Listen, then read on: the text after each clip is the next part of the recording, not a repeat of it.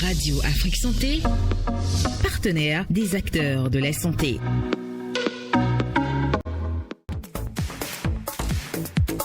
Radio Afrique Santé pense également à la petite enfance et aux adolescents. C'est à travers l'émission Tribune Santé et Inclusion. Préparez-vous pour un rendez-vous hebdomadaire engagé et enrichissant tous les samedis de 10h15 à 12h. Autisme, trisomie, anxiété, troubles déficitaires de l'attention avec hyperactivité, dépression et autres troubles de l'humeur, schizophrénie, troubles de l'alimentation, dyslexie, dysorthographie et dysgraphie. Nos experts sont là pour vous accompagner dans un langage terre à terre. Des témoignages pour vous attendre pour mieux cerner vos enfants, pour leur offrir le meilleur en termes d'éducation. Ne manquez pas ce programme qui veillera votre conscience et enrichira votre savoir.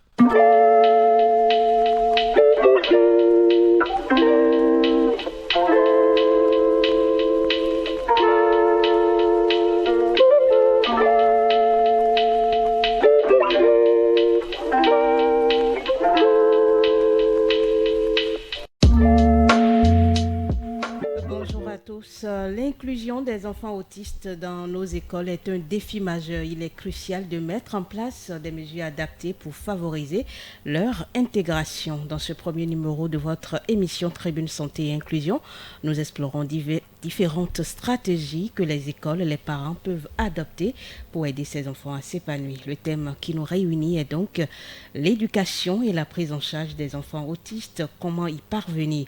Pour en discuter, je suis en studio avec monsieur Wilfried Kouelo. Bonjour monsieur. Bonjour madame. Merci d'avoir accepté notre invitation. Alors, pour ce premier numéro, nous avons décidé de parler de l'autisme et surtout de la façon dont les parents peuvent aider ces enfants à s'épanouir. Mais d'entrée de jeu, nous allons essayer quand même de savoir ce que c'est que l'autisme. Merci beaucoup madame. C'est un plaisir pour moi d'être sur cette émission. Plaisir pour parler partagé. de l'autisme, un sujet d'actualité actuellement au Bénin. Alors, quand on parle de l'autisme, comme on le définit de manière basique, c'est un trouble du spectre de l'autisme, TSA. C'est un trouble de comportement, c'est un trouble qui affecte les relations sociales chez l'enfant. La manière dont l'enfant interagit avec les autres dans son environnement, dans son milieu scolaire, dans sa maison. Voilà. La différence de la personne. La personne est vue différemment.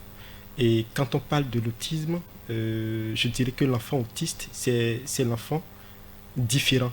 C'est l'enfant qui développe des troubles sur le plan du langage, de la communication, sur le plan de l'interaction sociale. D'abord, quand on prend le langage chez l'enfant, la communication chez l'enfant, l'enfant n'arrive pas à décoder certaines expressions, n'arrive pas à pouvoir explorer ou bien exploiter les notions de syntaxe, puis comprendre de quoi il s'agit concrètement. L'enfant n'arrive pas à décoder, comme je l'ai dit. L'enfant a des troubles dans la parole. Voilà. Le langage n'est pas beaucoup plus approprié, donc il peut y avoir un retard dans le langage chez l'enfant. L'enfant peut commencer par parler plus tardivement, comme il peut y avoir de régression dans le langage chez l'enfant. Je prends un exemple très simple, un enfant qui ne parle pas depuis, ou bien qui parle, je vais dire, depuis l'âge de moins d'1 an et progressivement à 1 an et demi, on constate qu'il y a une régression dans le langage et puis l'enfant cesse de parler. Ça inquiète les parents et ils partent en consultation. Alors, quand on parle de retard de langage, il y a beaucoup de signes cliniques qu'il faut observer. L'enfant répète tout ce qu'on dit. On parle de l'écholalie, donc des répétitions. Je dis « qu'est-ce que tu as mangé ?» L'enfant ne répond pas, mais au bout de 2 heures, d'1 heure par exemple, l'enfant commence par répéter « qu'est-ce que tu as mangé ? Qu'est-ce que tu as mangé ? Qu'est-ce que tu as mangé ?» à longueur de journée. Ça interpelle également les parents. Quand on prend également au niveau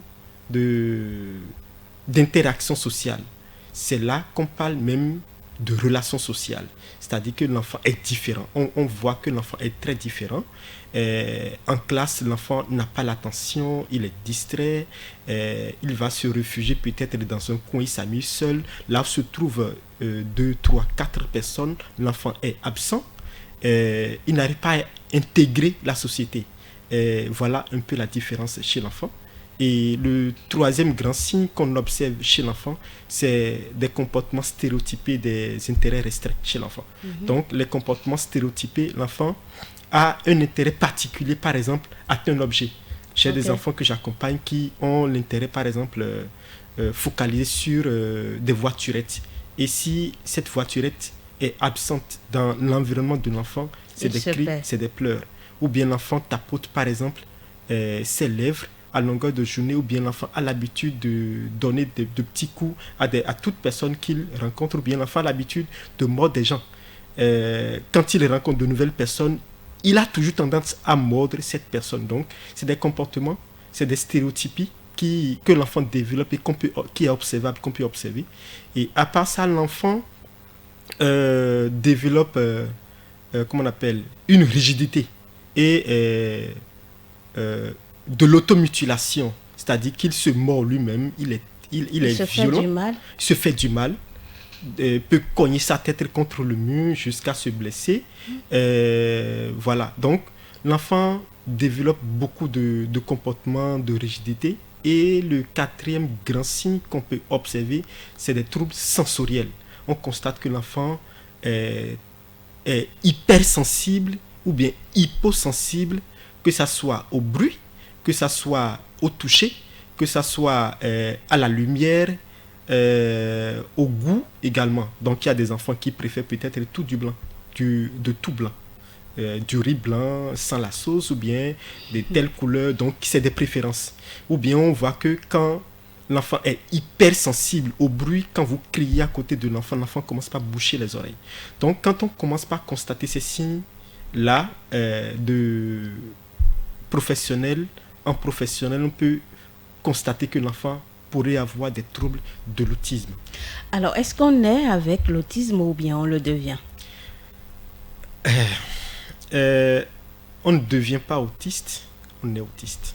On est autiste parce que je vous l'explique. C'est pour cela même le diagnostic de l'autisme est essentiellement clinique. C'est-à-dire que même si les professionnels font l'état des besoins, d'accord, des besoins, des acquis chez l'enfant, c'est le pédopsychiatre ou bien le neuropédiatre, voilà.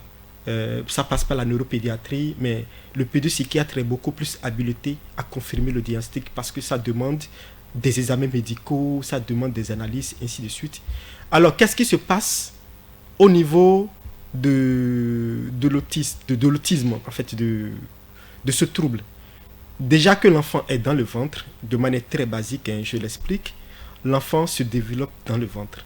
Lors de la formation de l'œuf, d'accord, à 1 mois, à 2 mois, 3 mois, 4 mois, 5 mois, c'est qu'il y a quelque chose qui ne passe pas bien dans cette formation-là de l'être, je vais dire, dans le ventre. Et c'est au niveau du cerveau. Donc, il peut y avoir une altération au niveau du cerveau. C'est là que tout se passe.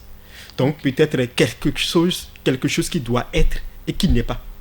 Et on n'a pas la possibilité de détecter sur quelque chose qui doit être et qui n'est pas avant la naissance. Je ne pense, à mon avis, je ne sais pas. Pour le moment, la science n'a pas encore vraiment prouvé cela. Des analyses n'en prouvent pas vraiment parce que même des parents sont très très bien suivis. Des mamans, je vais dire, sont très bien suivies lors de la grossesse, mais quand même, rien n'est observable. Et c'est à la naissance de l'enfant. L'enfant naît même normalement.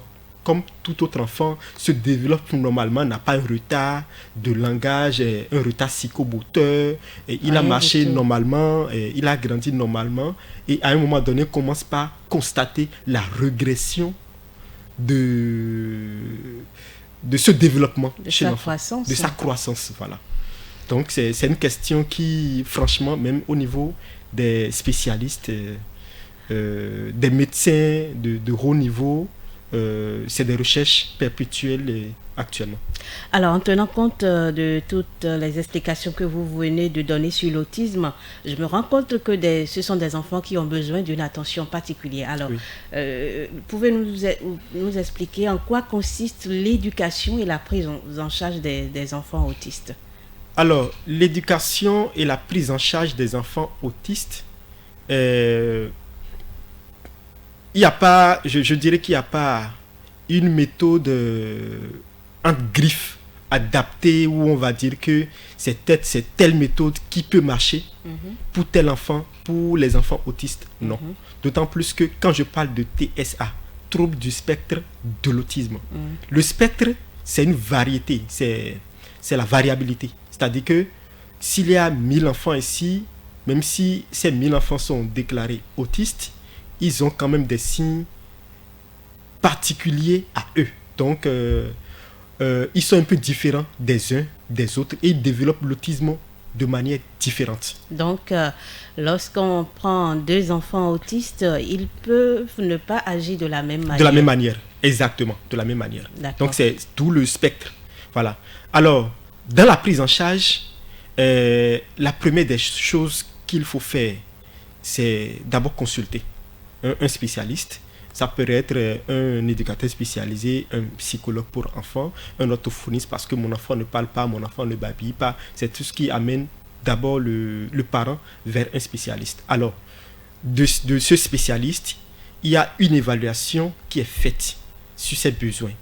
Quels sont ses comportements? Et après l'évaluation, l'enfant est conduit vers un pédopsychiatre. Après les analyses, l'enfant est confirmé autiste. Après que l'enfant soit confirmé autiste, l'enfant, selon ses besoins, parce que c'est à partir de ses besoins qu'il faut l'accompagner. À partir de ses besoins, de quel spécialiste cet enfant a besoin? Est-ce qu'il est hyperactif?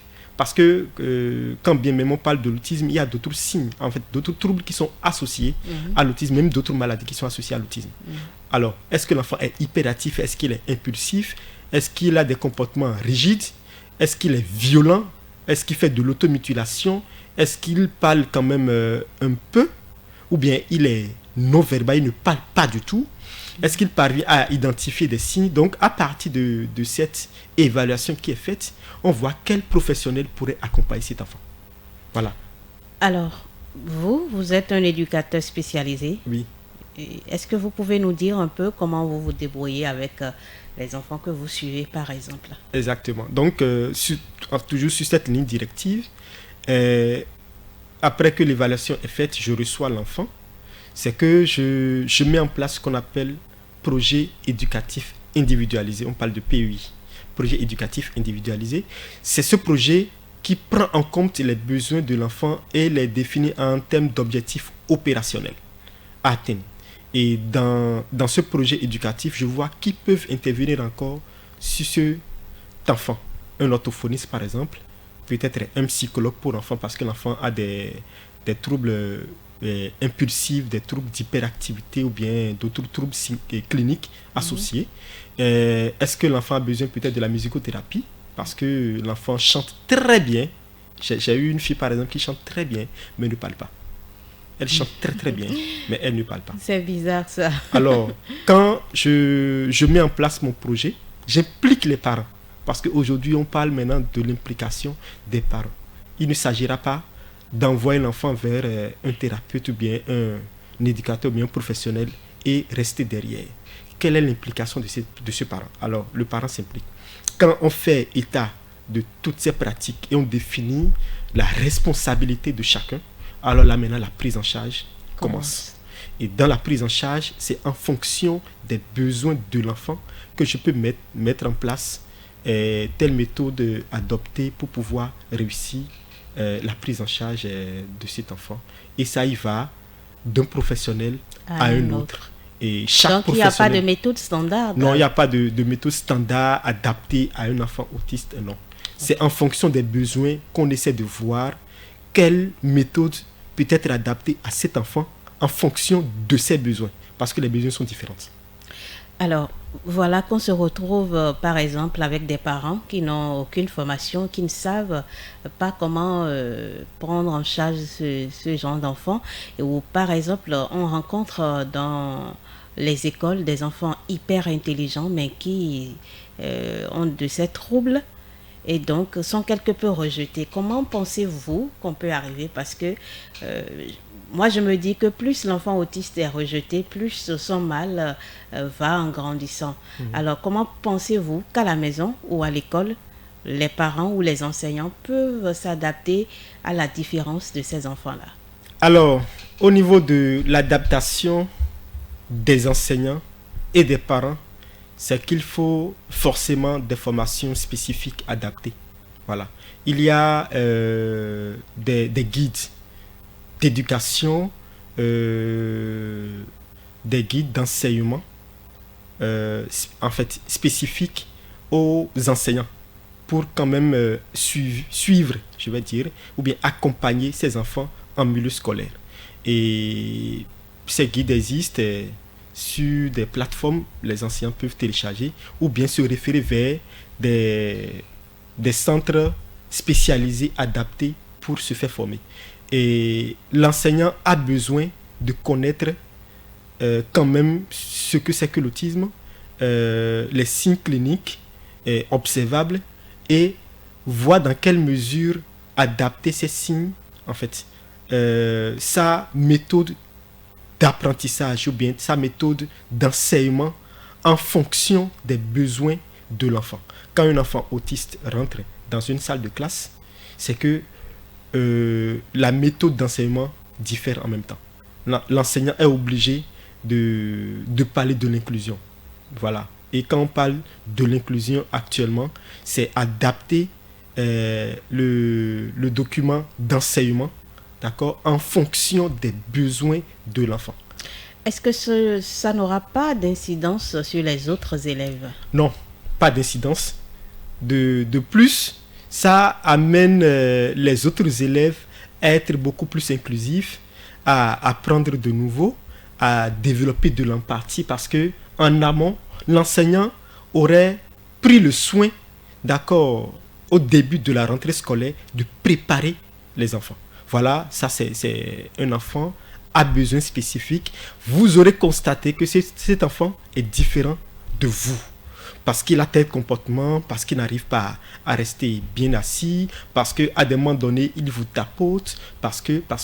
Alors, l'enseignant doit trouver des créneaux après des séances de formation spécifiques taillées sur mesure, de pouvoir sensibiliser son environnement scolaire. Et l'enseignant est obligé d'utiliser aussi des méthodes qu'on appelle méthode de communication augmentative et alternative. Voilà. C'est une méthode qui demande beaucoup plus l'utilisation des supports visuels pour beaucoup plus communiquer. Parce que l'enfant autiste, par exemple, pour être non-verbal, ou bien ne comprend pas les signes, les codes de la communication, n'arrive pas à décoder, mais à travers des supports visuels, l'enfant peut faire un lien entre l'image et ce que l'enseignant dit. C'est très important. Donc du coup, quand on prend une salle de classe, c'est qu'il y a plus d'images qui sont collées au mur. Vous allez voir des tableaux d'affichage, des images, des outils de travail, d'un enfant qui est violent, d'un enfant qui sourit bien pour travailler l'expression des émotions chez l'enfant. Donc, c'est beaucoup plus de supports visuels qui sont utilisés dans les salles de classe quand il s'agit de la présence des enfants à besoins spécifiques comme des enfants autistes. Donc, l'enfant est obligé d'adapter, d'accord, son support d'enseignement en fonction des besoins de l'enfant. Et là, ça profite beaucoup plus maintenant à ceux qui sont non autistes. On parle des enfants neuroatypiques.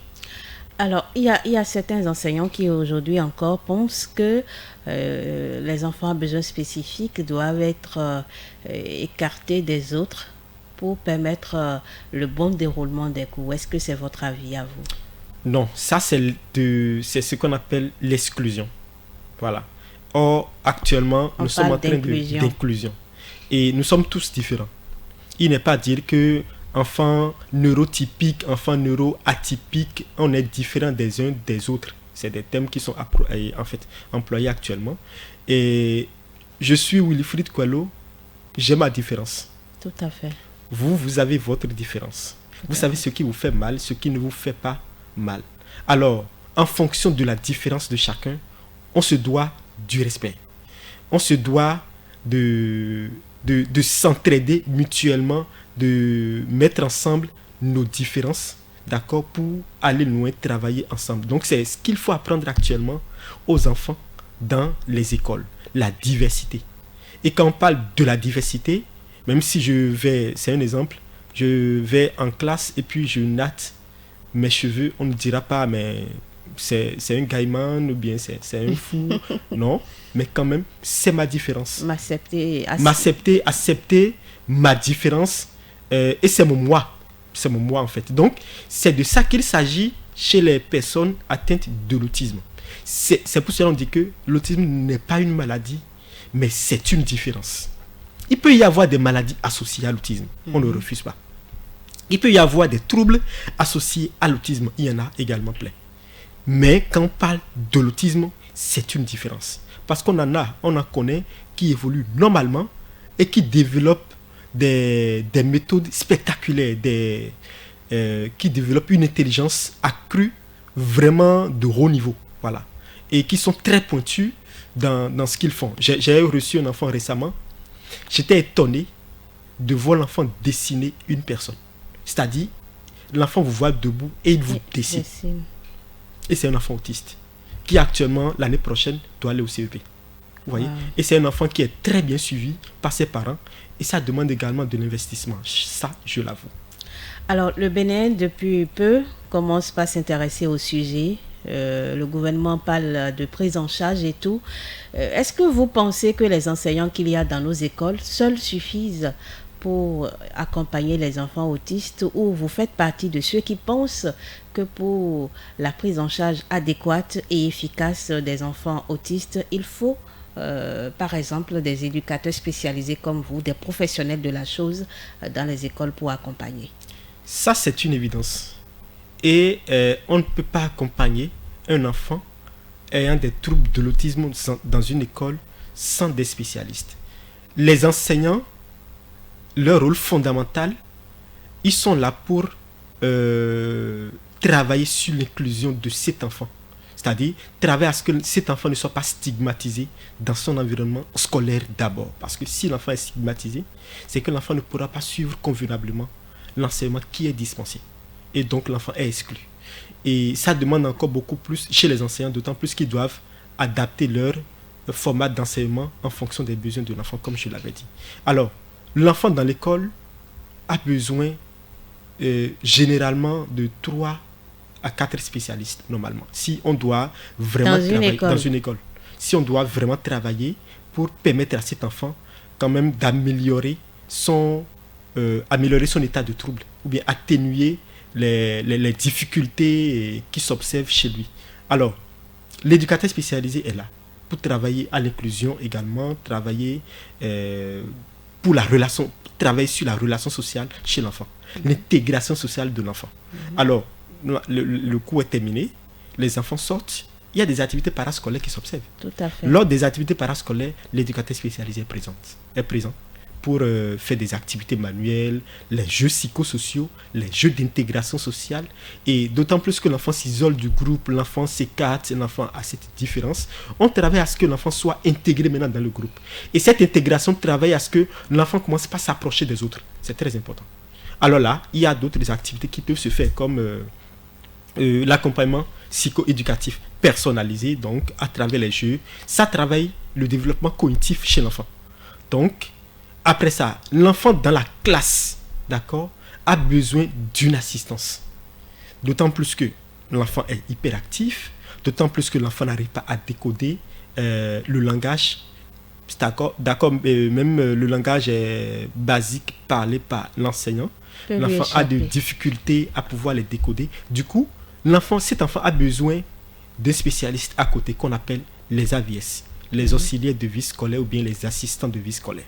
Ces auxiliaires de vie scolaire sont à côté de l'enfant de manière permanente pour l'aider à revoir les notes qui sont prises ou bien à revoir la formulation, d'accord, des contenus de l'enseignement, à revoir l'écriture chez l'enfant. Si, par exemple, cet enfant a des troubles dysgraphiques associés à l'autisme ou bien des troubles dyspraxiques, n'arrive pas à déployer, à utiliser sa force musculaire pour pouvoir écrire convenablement sur la ligne, ainsi de suite. Alors, l'AVS joue un grand rôle, vraiment un grand rôle, aux côtés de cet enfant, de manière permanente en classe. Ça pourrait être toute la journée, comme ça pourrait être à temps partiel, l'aider à revoir les notes, à comprendre un peu les notions, à utiliser même des supports visuels pour l'aider à comprendre, ainsi de suite. Donc, à part cet AVS qui est primordial, c'est qu'il y a l'orthophoniste, le psychologue pour enfants. C'est des professionnels qui viennent à temps partiel également, travaillent sur le trouble de la parole, le retard de langage, la communication chez l'enfant, l'aider à pouvoir comprendre un peu les notions de syntaxe et à pouvoir décoder le langage, ainsi de suite. Donc, ils ont quand même des techniques qu'ils utilisent pour aider cet enfant. Même si l'enfant ne parle pas, c'est-à-dire, il peut communiquer. Parce que le langage n'est pas que verbal. Non. Voilà. C'est aussi les gestes. C'est aussi les gestes. Le langage n'est pas que verbal. Et quand on prend une communication, je pense qu'on m'a enseigné que la communication, elle est 80% non verbale et 20% verbale. Donc tout ce qui sort de notre bouche compte pour 20% et nos gestes, nos comportements, nos mimiques, nos manières de faire comptent pour 80% dans une communication.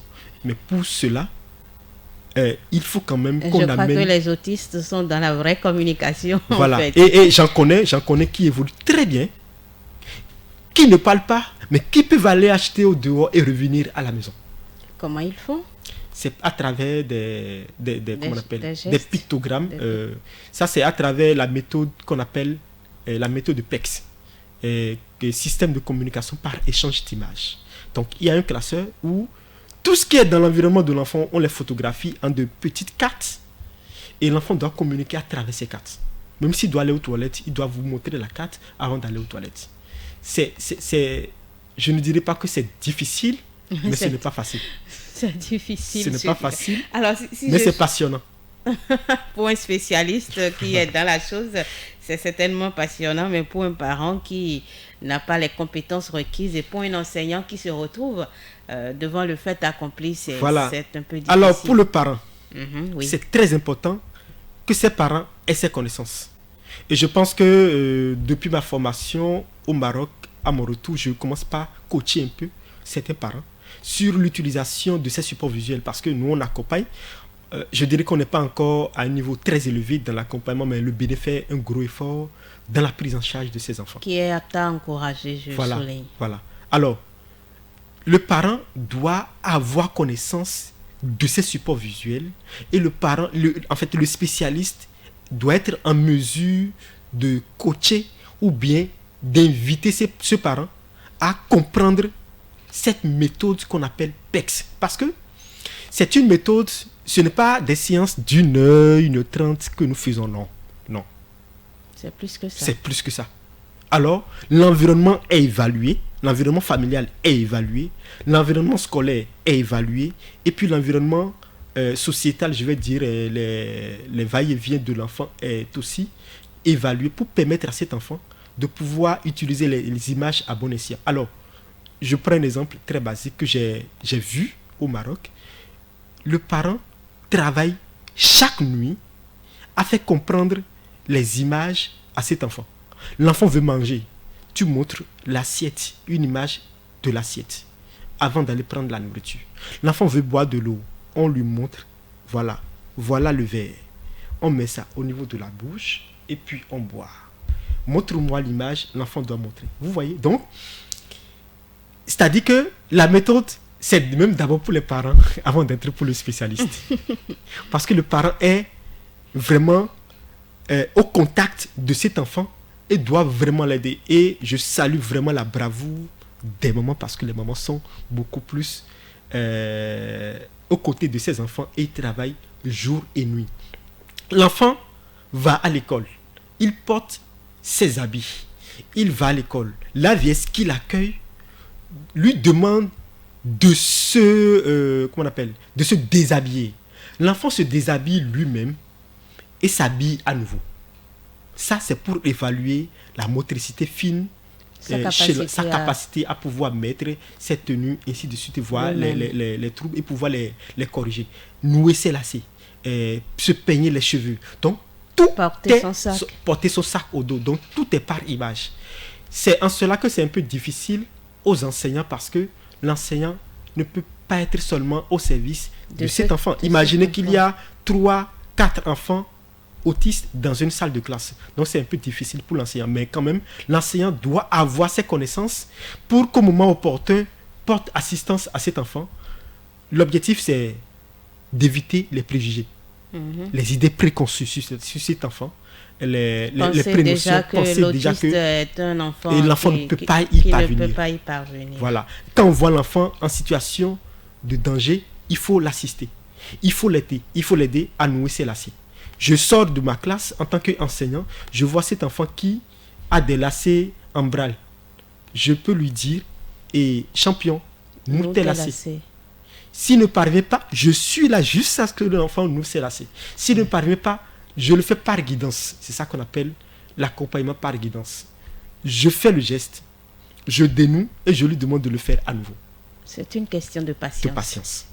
C'est une question de patience. Donc vous verrez que même si l'AVS est absent, l'enseignant doit avoir ses notions et aider cet enfant à pouvoir vraiment être à l'aise, être dans son confort, dans son environnement scolaire. C'est très important. Alors, en sonnant l'heure de la prise en charge des enfants autistes au Bénin, le gouvernement met fin à une époque où ces genres d'enfants ne sont pas acceptés dans les écoles et tout.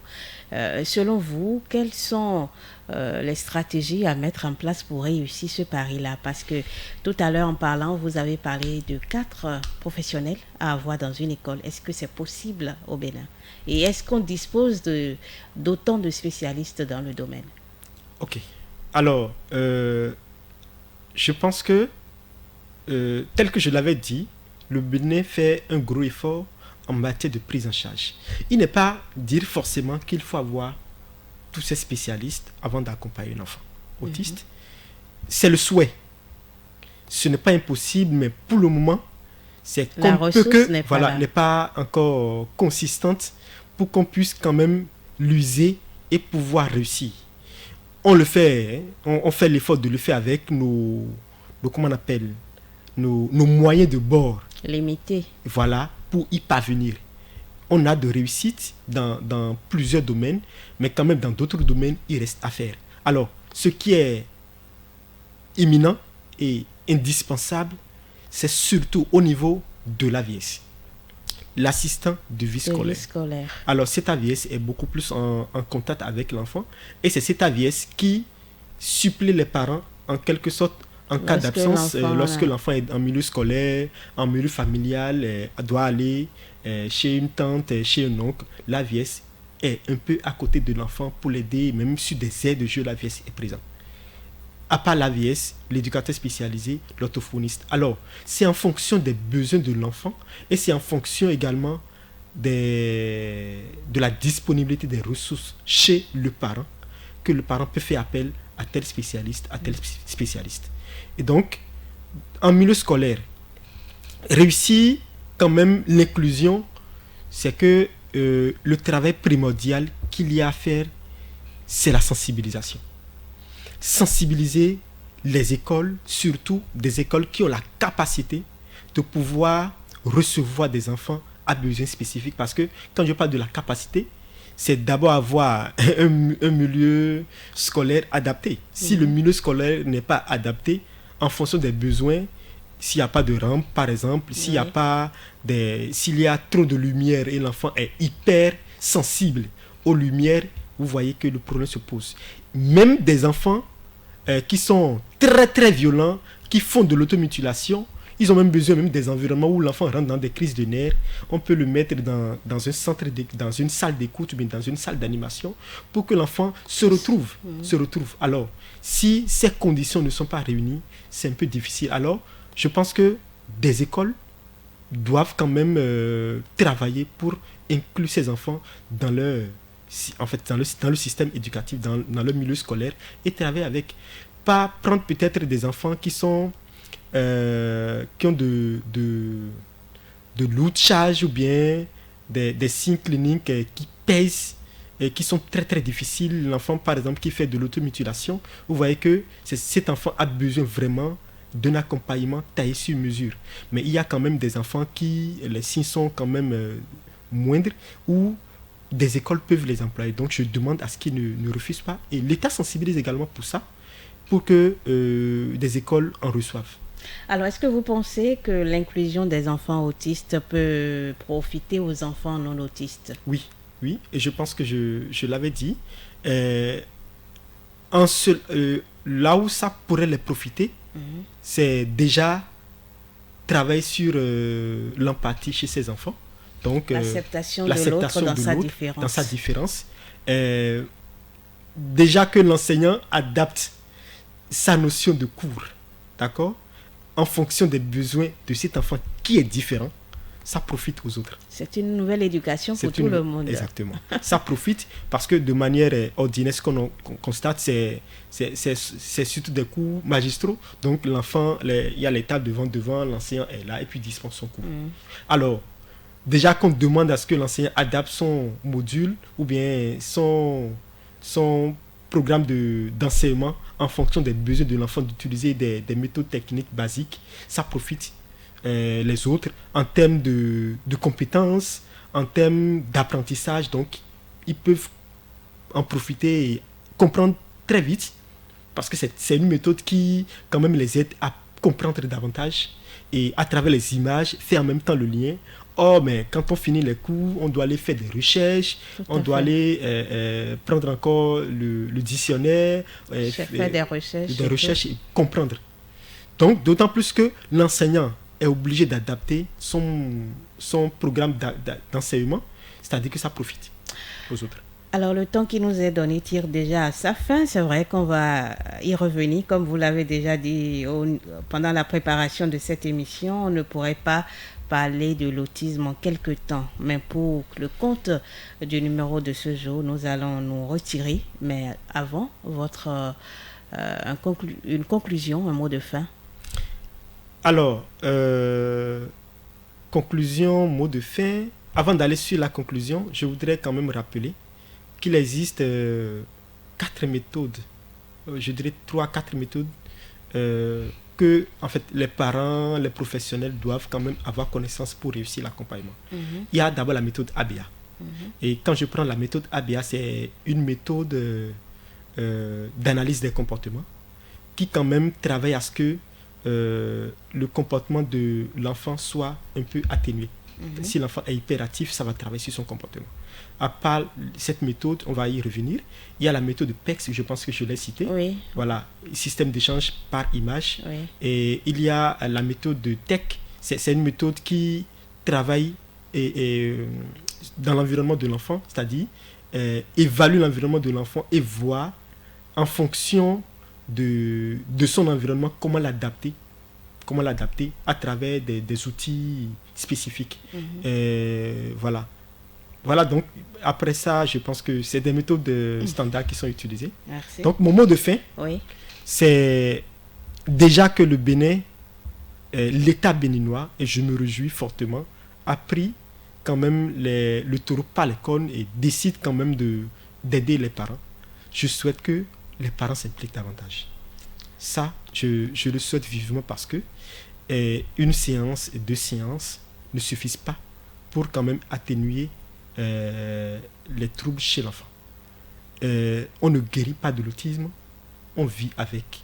Mais on peut travailler en fonction pour pouvoir réduire ces troubles, ces stéréotypies chez l'enfant l'enfant reste toujours dans sa différence, mais quand même, l'enfant peut progresser et s'épanouir convenablement. Donc, l'implication des parents est vraiment, vraiment de mise, et l'implication des parents doivent même dépasser à hauteur de 50%.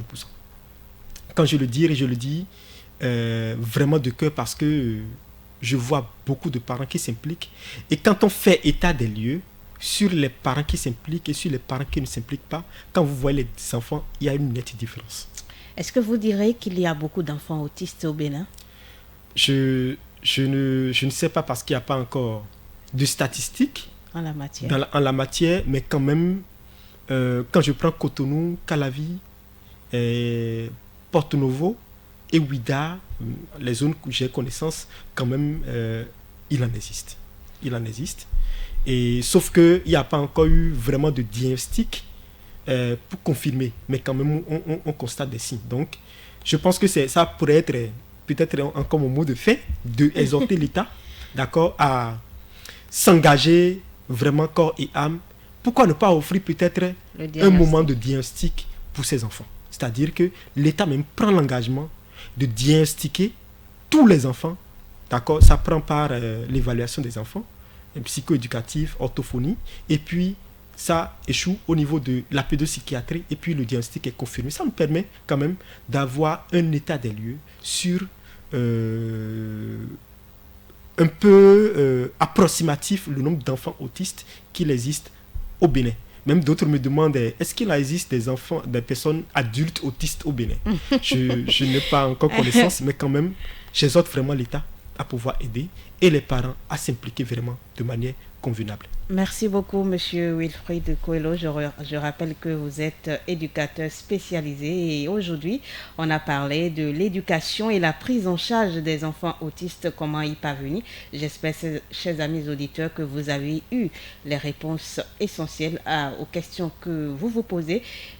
S'il faut résumer, je dirais que pour favoriser une réelle inclusion, il est essentiel que le personnel de nos écoles élargissent sa compréhension de l'autisme au-delà du simple fait d'intervenir auprès de ses élèves dans la salle de classe, en comprenant également comment créer un environnement inclusif en dehors de la salle de classe. Le personnel peut s'assurer que tous les aspects de l'école sont accueillants pour les enfants autistes. En intégrant activement la sensibilisation et la formation du personnel, il sera possible d'améliorer l'inclusion des enfants autistes dans les écoles en augmentant également la compréhension des connaissances et les compétences du personnel. Cela permettra de créer un environnement éducatif favorable où tous les enfants, qu'ils soient autistes ou non, peuvent s'épanouir et réussir. Bientôt, c'est la rentrée des classes et je souhaite qu'aucun enfant ne soit écarté parce qu'il est autiste. Merci beaucoup de nous avoir suivis. On se retrouve dimanche prochain pour un autre numéro.